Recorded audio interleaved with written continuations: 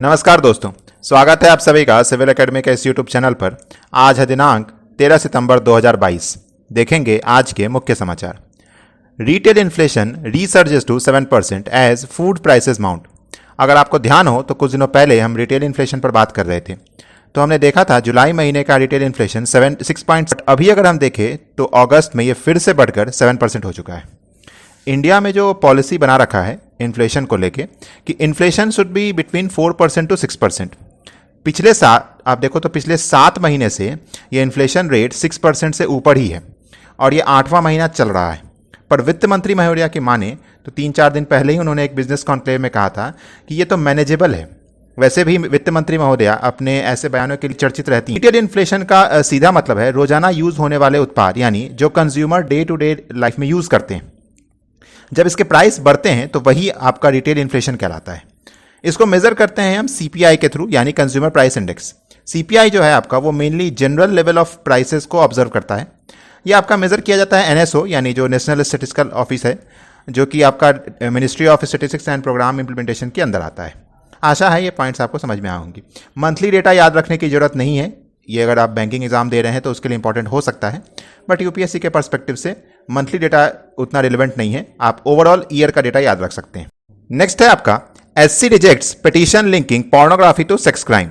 दरअसल एक पिटीशन डाला गया था सर्वोच्च न्यायालय में ऑनलाइन वर्ल्ड में पोर्नोग्राफी वीडियोस को लिंक करते हुए फिजिकल वर्ल्ड में हो रहे सेक्स क्राइम को, लेकिन सर्वोच्च न्यायालय ने इस प्ली को, या फिर आप कह लो पिटीशन को, रिजेक्ट कर दिया है। चीफ जस्टिस यू ललित और एस रविंद्र भट्ट के बेंच ने इस प्ली को रिजेक्ट करते हुए कहा कि चाइल्ड सेक्स अब्यूज अपने आप में क्राइम है। पुलिस इन्वेस्टिगेट करेगी, तब रिवील करेगी कि क्राइम पोर्नोग्राफी के आफ्टर इफेक्ट है या कोई और रीजन है। किसी इंडिविजुअल केस को कनेक्ट कर सकते हैं, बट ओवरऑल हर केस में ये लिंक है, ये कोई वैलिड पॉइंट नहीं है। इंडिया में पोर्नोग्राफी अपने आप में ही एक टैबू है, लोग बात करने से कतराते हैं, बट ये तो वो पॉइंट है जहां पर सबसे ज़्यादा अवेयरनेस होनी चाहिए, क्योंकि ऑनलाइन वर्ल्ड में ये प्रचुर मात्रा में अवेलेबल है, जो कि यूथ को डायरेक्शनलेस कर रहा है। इंडिया में पर्सनल स्पेस में pornography is not ban, but child pornography is band everywhere.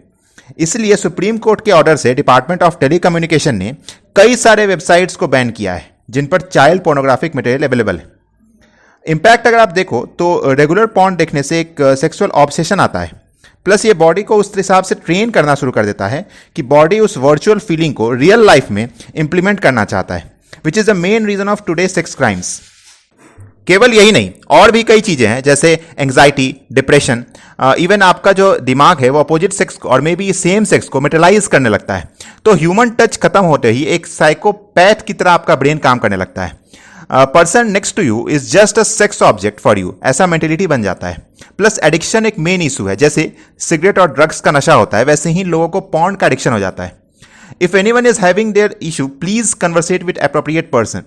Her addiction का इलाज होता है। अगर आपने आर्टिकल 15 मूवी देखा हो तो आयुष्मान खुराना का जो ड्राइवर होता है वो एक बहुत अच्छा डायलॉग बोलता है, खबर आती है कि रेप बदायूं बुलंदशहर में हुआ है, हमसे कहीं दूर हुआ है, लेकिन दूर कुछ होता नहीं है।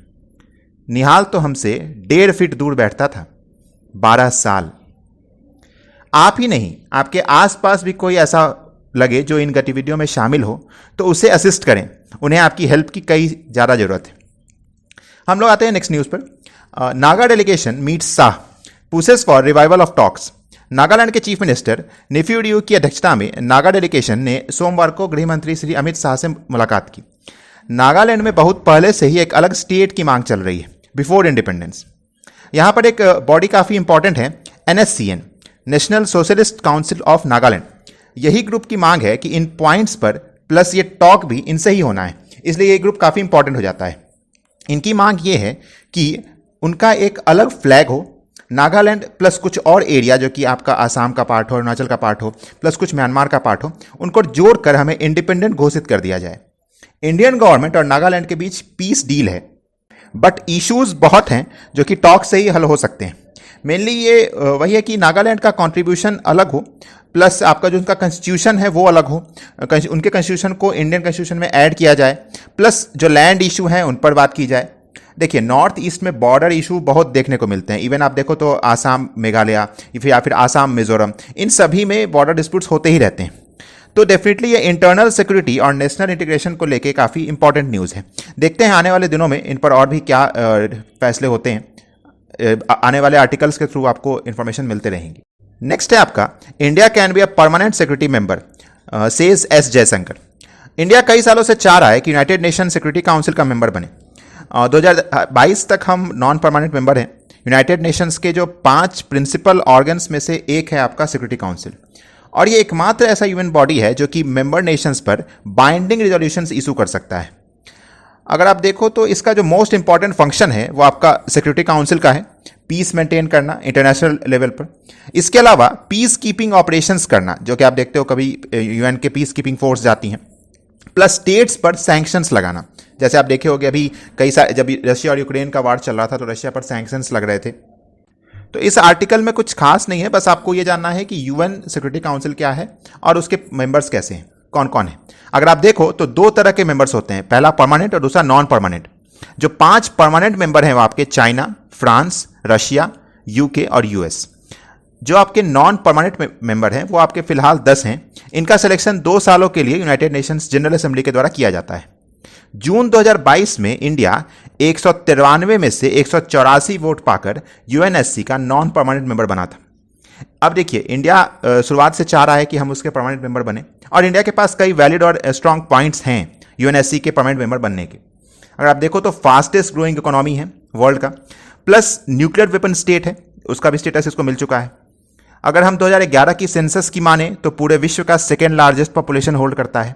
मे बी 2021 का जो सेंसस होगा उसका जो डेटा आएगा मे बी हम उसको क्रॉस कर चुके होंगे, और वो भी देखिए with largest liberal democracy, paper पे ही सही लेकिन हम लार्जेस्ट लिबरल डेमोक्रेसी हैं। तो इवन यूएन के जो पीस कीपिंग मिशंस हैं उसमें हमारा सबसे ज़्यादा कॉन्ट्रीब्यूशन होता है। तो लेकिन आप देखो, हमारे बस सोच लेने से लक्ष्य की प्राप्ति हो जाए ऐसा तो होता नहीं, कई सारे अड़चने भी हैं। तो जो परमानेंट मेंबर्स हैं उनके कंसेंसस से ही परमानेंट मेंबर चुने जाते हैं। अब देखो, चाइना कभी नहीं चाहेगा कि इंडिया परमानेंट मेंबर बने, क्योंकि फिर इंडिया का इंटरेस्ट ज़्यादा इंपॉर्टेंट हो जाएगा इस सब कॉन्टिनेंट में, जो कि देखिए चाइना पाकिस्तान के थ्रू अपना कुछ एक्सपेंशन कर रहा है, जो कि फिर उसके लिए वो पाकिस्तान को सपोर्ट करके अपना सिक्का चमकाता रहता है। तो भारत का उसी मंच पर बराबर का अधिकारी बन जाने से इनसिक्योरिटी तो होगा ही। प्लस एक और बात है, इंडिया एनपीटी साइन नहीं किया था और न्यूक्लियर पावर होल्ड करता है, तो ये भी one of the main reason है इंडिया का परमानेंट मेंबर नहीं बनने का। तो आशा है आपको इस पॉइंट से, इस आर्टिकल से ये सारे पॉइंट्स आपके क्लियर हुए होंगे। मिलेंगे कल फिर कुछ नए समाचारों के साथ। लाइक करके आपने अपने अटेंडेंस मार्क कर ही दिया होगा। जिन्होंने चैनल को सब्सक्राइब नहीं किया है, फटाक से सब्सक्राइब वाले आइकन को क्लिक करेंगे। तब तक के लिए जय हिंद, वंदे मातरम।